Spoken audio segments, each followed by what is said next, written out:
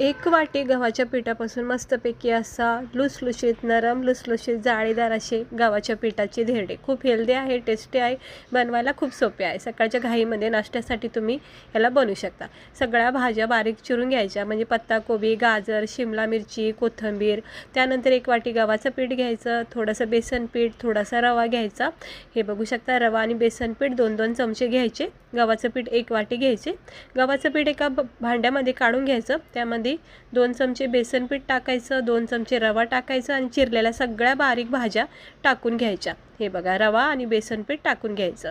त्यानंतर आपण याच्यामध्ये टाकणार आहोत लाल तिखट.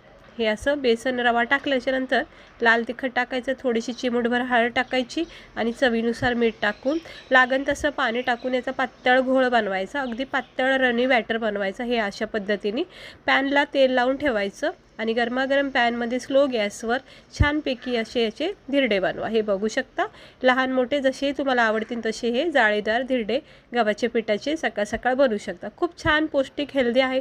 याच्यात भरपूर साऱ्या भाज्या टाकल्यात. विशेष म्हणजे गव्हाचं पीठ आहे, म्हणजे लहान मुलासाठी तरी खूप हेल्दी आहे.